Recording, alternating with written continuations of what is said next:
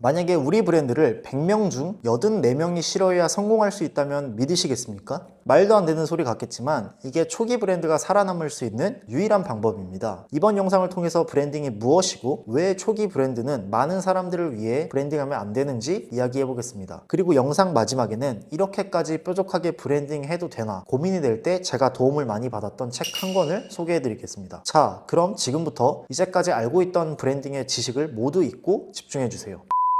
브랜드를 하나의 독립적인 인격체로 생각하면 브랜딩이라는 과정을 쉽게 이해할 수 있습니다. 여러분 주변에서 가장 단정하고 모범적인 사람이 누구인지 한번 생각해 보세요. 생각해 보셨나요? 왜 그 사람을 떠올리셨나요? 아마 그 사람이 쓰는 단어, 그 사람의 평상시 행실, 그리고 그 사람이 함께 어울리는 사람들, 힘든 상황에서는 어떤 선택을 했고 또 취미는 뭐인지를 평상시에 꾸준히 보다 보니까 아마 자연스럽게 그 사람이 떠올랐을 거예요. 브랜드도 마찬가지입니다. 브랜드도 한 사람처럼 브랜드가 사용하는 단어, 홈페이지를 포함한 브랜드의 모든 디자인, 그리고 또 브랜드가 어떤 컨텐츠를 만들고 누가 그 브랜드의 모델인지, 이런 여러 가지 요소를 통해서 브랜드는 자기만의 이미지를 만듭니다. 브랜드가 이런 자기만의 이미지를 만들어가는 과정을 포괄적으로 브랜딩이라고 생각하면 됩니다. 즐거움을 팔고 싶은 브랜드가 브랜드의 여러 가지 활동을 통해서 즐거움을 보여주는 것이 바로 브랜딩이 되겠죠. 세계적인 스포츠 브랜드 나이키로 예를 들어볼까요? 나이키는 Just Do It이라는 슬로건으로 도전 정신을 강조한 세계적인 스포츠 브랜드입니다. 나이키는 도전 정신이라는 브랜드 이미지를 만들기 위해 여러 부분에서 노력하고 있는데요. 나이키의 SNS에 올라와 있는 동영상을 보면 포기하지 않고 도전하는 정신을 느낄 수 있고, 사용해보지 않은 새로운 소재를 쓰기도 하고 세상에 없는 독특한 디자인의 제품도 만듭니다. 이것들이 모두 다른 브랜드가 하지 않는 혁신적인 도전이죠. 또 나이키의 모델은 각자의 분야에서 포기하지 않고 끝까지 도전하는 스포츠 선수들이고, 그 중에서는 장애가 있음에도 절대 포기하지 않고 끝까지 도전하는 패럴림픽 선수들도 있습니다. 나이키는 SNS, 제품, 소재, 모델 등 여러 가지를 통해서 그들의 도전 정신을 소비자에게 전달합니다. 이게 바로 나이키의 브랜딩입니다. 이제 브랜딩에 대해서는 어느 정도 이해를 하셨나요? 그러면 브랜딩을 할 때 유의해야 될 건 어떤 게 있을까요? 다시 나이키 사례로 돌아가 보겠습니다. 나이키는 꾸준히 그리고 일관성 있게 도전 정신이라는 감정으로 브랜딩을 합니다. 중간에 트렌드가 변하고 브랜드 대표가 바뀐다고 해서 갑자기 즐거움이라는 감정으로 브랜딩 방향을 바꾸지 않습니다. 이처럼 브랜딩이라는 과정은 한두 번 그런 이미지를 보여준다고 가능한 게 아닙니다. 정말 꾸준히 한 가지의 이미지를 여러 가지 방법으로 보여줘야 가능합니다. 두 번째 유의해야 될 점은 그런 감정을 고객이 능동적으로 느낄 수 있게 만들어야 한다는 것입니다. 우리가 직접 직설적으로 우리는 이런 걸 추구하고 우리 브랜드는 이런 이미지다 얘기하는 것보다는 우리의 고객이 직접 생각하고 느끼고 스스로 찾을 수 있도록 해야 됩니다. 그래야 진정으로 우리의 고객이 브랜드의 이미지를 기억할 수 있습니다. 스스로 생각할 겨를도 주지 않고 정답을 그냥 띡 하고 제시해주면 고객 입장에서는 당연히 재미가 없겠죠? 자, 이제 우리는 브랜딩에 대해서 어느 정도 이해를 했습니다.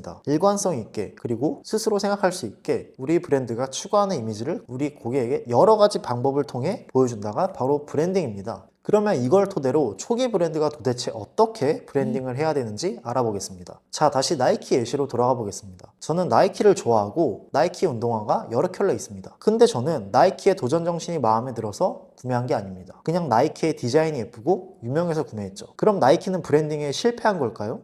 그렇다기엔 나이키는 전 세계적으로 가장 성공한 스포츠 브랜드이자 Just Do It이라는 문구를 모르는 사람이 없는걸요? 이걸 이해하기 위해서는 간단한 마케팅 이론이 필요합니다. 지루하지 않게 최대한 쉽게 설명해 드리겠습니다. 우리는 소비자를 5가지로 분류할 수 있습니다. 그래프를 보면 왼쪽부터 이노베이터, 얼리 어댑터, Early Majority, Late Majority, Laggard. 가장 왼쪽의 이노베이터, 즉 혁신가는 전체 소비자의 2.5%로 가장 먼저 신제품을 시도하는 모험가형입니다. 이들은 위험 감수 성향이 강하고 실패에 두려워하지 않죠. 두 번째는 Early Adopter로 전체 소비자의 13.5%입니다. 이노베이터보다는 느리지만 그래도 새로운 걸 빠르게 받아들이는 집단입니다. 그리고 이들이 보통 트렌드를 이끄는 집단이라고 얘기하죠. 세 번째는 Early Majority입니다. 전체 소비자의 34% 정도이고 이들은 신중하게 검토 후에 선택합니다. 얼리 어댑터가 검증해준 걸 바탕으로 움직이는 실용주의자이고 평균보다 약간 빠른 정도입니다. 네 번째는 레이트 메이저리티로 전체 소비자의 34% 정도입니다. 이들은 회의적이고 보수적입니다. 대다수가 이미 쓰고 있어야 선택을 그제서야 하죠. 마지막은 가장 오른쪽에 위치한 레거드로 전체 소비자의 16%를 차지합니다. 이들은 가장 늦게 그리고 가장 마지막으로 받아들이는 전통주의자로 변화를 꺼리고 과거 지향적인 성향을 보입니다. 제가 나이키를 구매한 이유는 나이키의 도전 정신이 마음에 들어서 구매한 게 아니라 디자인이 예쁘고 유명해서 구매했다고 했죠. 저는 아마 이 그래프에서 세 번째 혹은 네 번째에 위치한 소비자이겠군요. 나이키의 도전 정신이라는 브랜딩이 가장 강력하게 작용하는 소비자군은 왼쪽의 이노베이터 혹은 얼리 어댑터 집단입니다. 이들은 나이키 브랜드 초기 단계에 도전 정신이라는 거에 매료돼서 위험을 무릅쓰고 검증이 되지 않은 나이키의 제품을 구매하고 대중에게 입소문을 퍼뜨려줍니다. 초기에 우리 제품을 그래프상의 세 번째 혹은 네 번째 집단에 있는 소비자에게 보여주면 그들은 절대로 검증이 되기 전까지는 구매하지 않을 겁니다. 또한 초기 브랜드는 이미 유명한 브랜드와 달리 자본도 부족합니다. 광고를 집행하고 유명한 모델을 기용할 돈이 없죠. 한정된 자본으로 마케팅을 최대한 효율적으로 해야 되고 생존해야 됩니다. 그러기 위해서는 초기 브랜드는 방금 전에 그래프에서 가장 왼쪽의 두 그룹만을 위해서 아주 뾰족하게 브랜딩을 해야 됩니다. 제가 처음에 얘기한 100명 중에 84명을 제외한 16명만을 위한 것이죠. 다시 말해서 많은 사람들이 좋아하기가 아니라 우리 브랜드의 컨셉과 이미지를 검증되기 전에도 열렬히 좋아해줄 사람들만을 위해서 브랜딩을 해야 된다는 겁니다. 제가 현재 준비하고 있는 속옷 브랜드 스밀로로 예를 들어보겠습니다. 저희 브랜드의 컨셉은 기존의 섹시함을 얘기하던 속옷과는 다르게 유쾌하고 웃긴 속옷입니다. 화려하고 컬러풀한 디자인을 통해서 말이죠. 그럼 우리는 어떻게 브랜딩을 해야 될까요?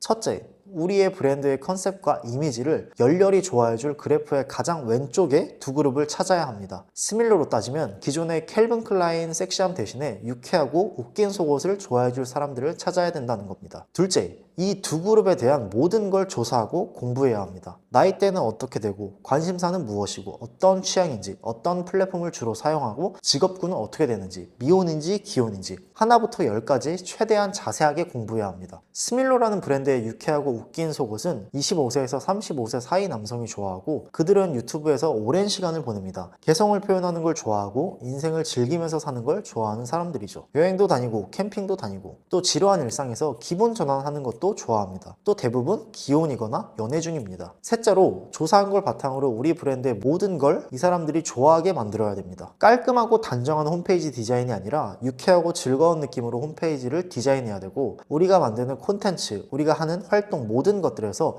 유쾌하고 즐거운 느낌을 받을 수 있도록 해야 됩니다. 그래야 가장 적은 돈으로 우리 브랜드의 제품을 검증 이전에도 열렬히 좋아해줄 사람들에게 효율적으로 알릴 수 있습니다. 정리하자면 초기 브랜드가 브랜딩을 뾰족하게 해야 하는 이유는 크게 두 가지입니다. 첫 번째 이유는 뾰족한 브랜딩을 통해서 우리 브랜드를 검증이 되지 않는 상태에서도 열렬히 좋아해줄 사람들에게 먼저 관심을 받게 되면 이들이 스스로 입소문을 통해서 우리 브랜드를 홍보해주기 때문입니다. 어떻게 보면 초기 단계에서만큼은 이들이 우리 브랜드의 VIP이자 앰버서더이자 전부입니다. 모든 걸 그들을 위해서 해야 됩니다. 두 번째는 자본이 부족해서입니다. 만약에 자본이 충분하거나 내가 유명한 사람이다. 그러면 굳이 이렇게까지 브랜딩을 할 필요가 없을 것 같습니다. 유명해질 때까지 충분한 자금으로 광고를 하면 되고 나 자체를 그냥 좋아해주는 팬덤이 있으면 굳이 우리 브랜드를 초기에 좋아해줄 사람들을 찾을 필요도 자연스럽게 없게 되죠. 처음에 제가 던진 질문 84명이 싫어해야 성공한다는 말 이제 이해되시나요? 초기엔 84명이 싫어하고 무관심해도 나머지 16명에게 진심으로 브랜드 이미지를 전달한다면 그 16명이 결국 나머지를 데려와 줄 거니까요. 마지막으로 제가 브랜딩에 대해서 공부하고 실제로 브랜드를 준비할 때